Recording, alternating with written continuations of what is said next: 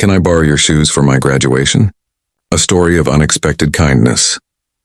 Margaret Chen had worked at Henderson & Associates for 23 years.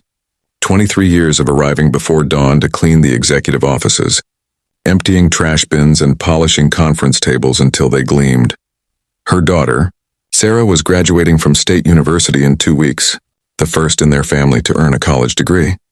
Margaret had saved for 4 years to buy Sarah's graduation dress, a simple cream-colored dress from the outlet mall, but there hadn't been enough left over for shoes. Sarah's only pair of dress shoes had a broken heel, and Margaret's work shoes were scuffed beyond repair. The Tuesday morning, Margaret was cleaning the top floor when she noticed a pair of elegant navy heels sitting beside a desk. They looked barely worn. She picked them up, admiring the soft leather. "Those belong to my wife," a voice said gently. Margaret startled, nearly dropping the shoes. It was Robert Henderson himself, the CEO. In all her years there, she'd only seen him from a distance. "I'm so sorry, sir. I was just moving them to dust," Margaret stammered. Robert smiled, a kind smile that reached his eyes. "No need to apologize. My wife passed away last spring. I've been sorting through her things. She had excellent taste in shoes, but nowhere near enough feet to wear them all." He paused. "Are you a size 7 by chance?" Margaret shook her head.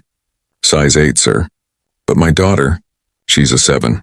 "Tell me about your daughter," Robert said, settling into his chair.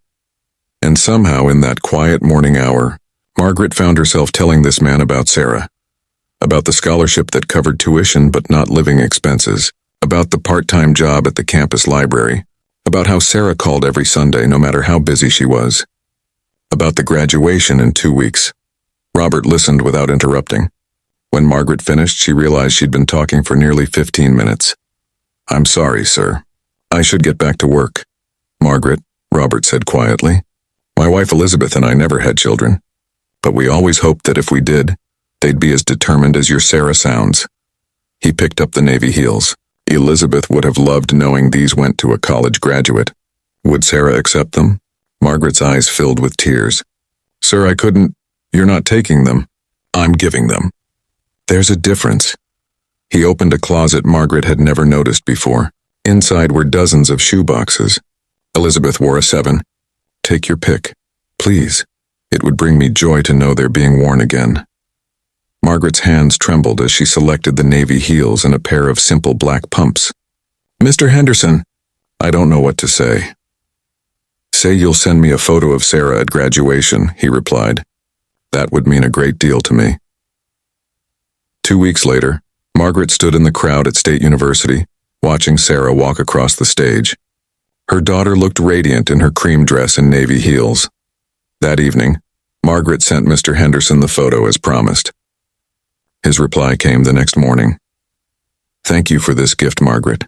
Seeing Sarah's smile reminded me why Elizabeth and I built this company, not just for profits, but to support people like you, who build their children's futures one day at a time. I've been meaning to tell you. We're creating 5 new scholarships for children of Henderson employees. Sarah helped me see that we should have done this years ago. Also, please stop by my office Monday. I'd like to discuss a position in our facilities management department. It comes with better hours and health benefits. You've earned it."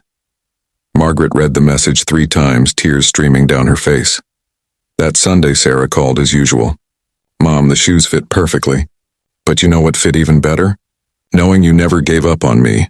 That's the real gift you gave me." Margaret thought about Mr. Henderson's kindness, about Elizabeth's shoes finding new life, about how one honest conversation changed everything. "We lift each other up, honey," Margaret said softly. "That's what people do when they remember we're all just walking each other home." Sometimes the smallest acts of kindness create ripples that spread further than we ever imagine. And sometimes asking for help is the bravest thing we can do. The end.